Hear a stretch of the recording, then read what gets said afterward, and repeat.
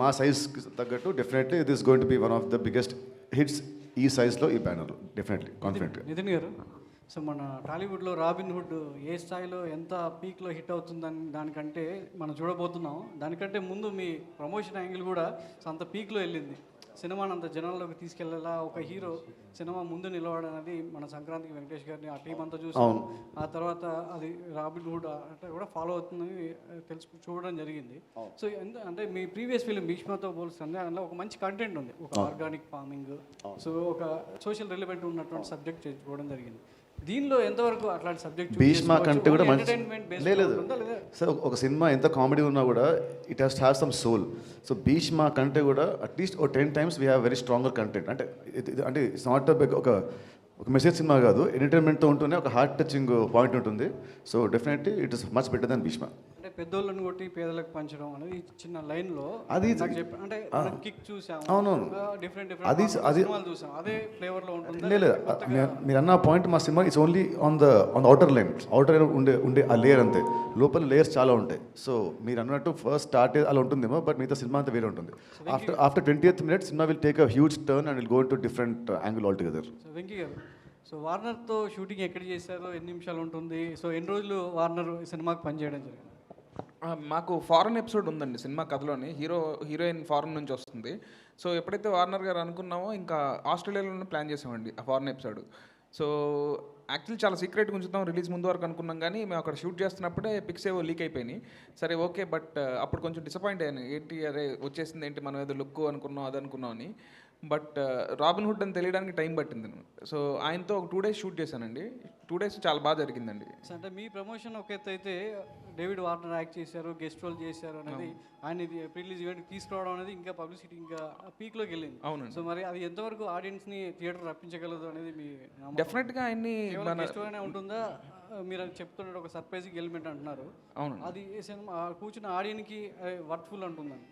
మేమైతే అందరం టీం అందరం కూడా చాలా వర్త్ఫుల్ అన్నాం. మేము ఎగ్జైట్ అయ్యాము. ఈవెన్ ఆయన చూసుకున్నప్పుడు ఆయన ఎగ్జైట్ అయ్యారు, డేవిడ్ వార్నర్ గారు. బట్ అంటే తెలుగు వాళ్ళందరికీ బాగా ఇష్టం అండి. ఇప్పుడు మీరు ఫర్ ఎగ్జాంపుల్ ట్రైలర్ కింద చూస్తే చాలా comments, we love David Warner, we want to watch this film for him అని చాలా కామెంట్లు ఉన్నాయండి. ఉన్న కామెంట్లు జనరల్గా వచ్చే కామెంట్స్ కంటే కూడా చాలా ఎక్కువ ఉన్నాయన్నమాట. So people are loving him అనే దాంతోనే మేము కూడా ఆయన అప్రోచ్ అవ్వడం జరిగిందండి. రవి గారు, మీరు చేసే సినిమాలు ఏవైనా కూడా ఐటీ రైట్స్ దాకా వెళ్తున్నాయి. సో ఆఫీసుల చుట్టూ సో ఆఫీసర్స్ అందరు కూడా తిరిగేలా చేస్తున్నాయి. సో రాబిన్ హుడ్ అనేది ఎస్పెషల్గా మనీ రిలేటెడ్ కాబట్టి ఈ సినిమా రిలీజ్ అయిన తర్వాత మళ్ళీ ఐటీ మైత్రి ఆఫీస్ చుట్టూ తిరగాల్సిన అవసరం ఉంటుందంటారా? ఇంకా సినిమా పరంగా చూస్తే అది జరిగితే ఇంకా మంచిదే అన్నట్టు. వెంకీ గారు ఇక్కడ సార్ మీరు గతంలో అంటే ఈ సినిమాకు ముందు చిరంజీవి గారికి ఒక కథ చెప్పారు కదా, కథ ఇంకా ఉందా లేదంటే ఇదేనా? కాదండి, ఇది వేరే కదండి. ఆ కథ మళ్ళీ ఇంకో ఇది వేరే కదండి, ఇది ఫ్రెష్గా రాసింది కదండి. చిరంజీవి గారి కథ ఇంకా ఉందంటే? ఉందండి, ఉంది. అంటే నేను ఇంకో 2-3 ఐడియాలు కూడా చేస్తున్నానండి. సో కథ అయితే ఉందండి. వెంకీ గారు, ఇక్కడ మీకు భీష్మకి సపోర్ట్ స్క్రిప్ట్ పరంగా త్రివిక్రమ్ గారు అనే ఒక సపోర్ట్ అనేది ఉంది. బట్ ఈ సినిమా చేయడానికి మీకు 5 years ఒకే సబ్జెక్ట్ మీద మీరు ఇంత టైం తీసుకుని చేయటం, ఇది పెద్ద మీకు హడ్డీలు అనిపించిందా ఇంత టైం స్పేస్ తీసుకురావడం? అట్లా అంటే యాక్చువల్లీ అండి, చెల్లో కానీ భీష్మ అప్పుడు కూడా నేను సార్కి కథ చెప్పలేదండి.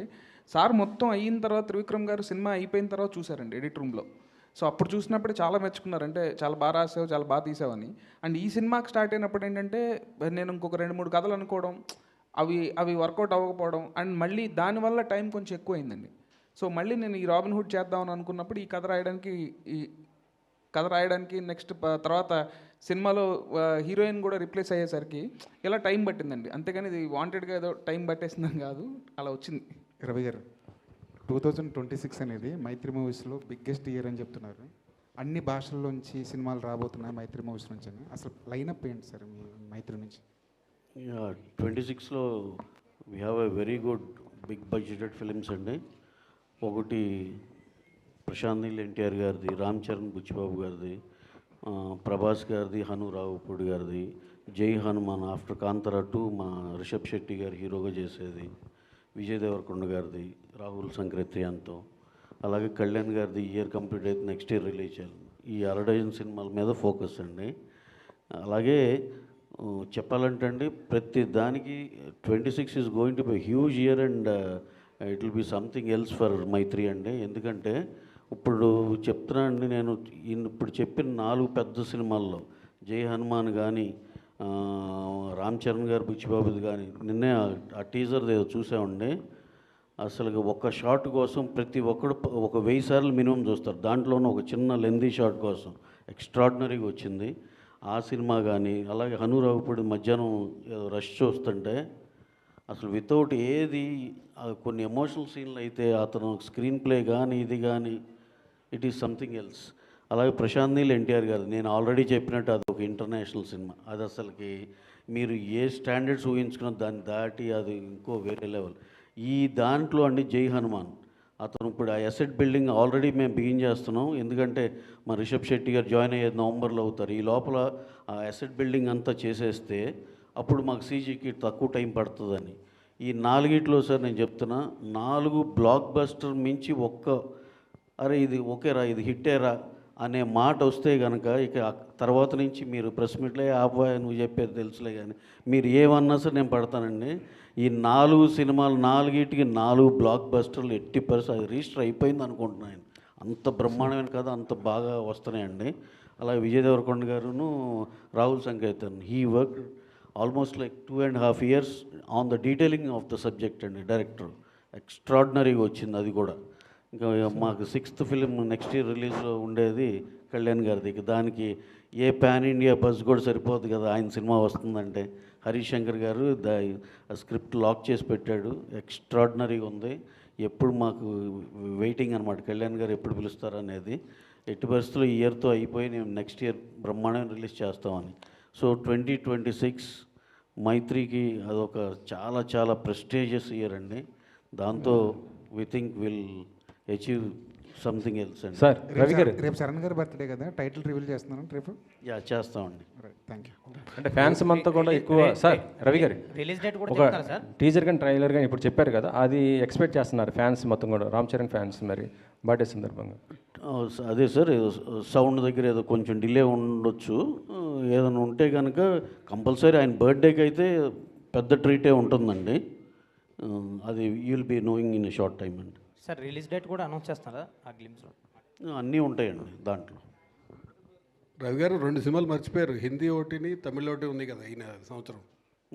అది ఉన్నాయండి. తమిళ్లో ప్రదీప్ రంగనాథన్తో ఈ ఇయరేనండి. అది ఇయరే రిలీజ్.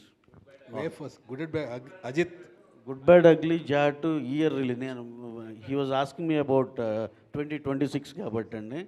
ఏప్రిల్ 10th ఇప్పుడు దాకా తమిళ్లో గుడ్ బ్యాడ్ అగ్లీ గురించి హైయెస్ట్ హైప్ వచ్చిన జనాల నుంచి వచ్చిన సినిమా ఏదైనా ఉందంటే గుడ్ బ్యాడ్ అగ్లీ అండి.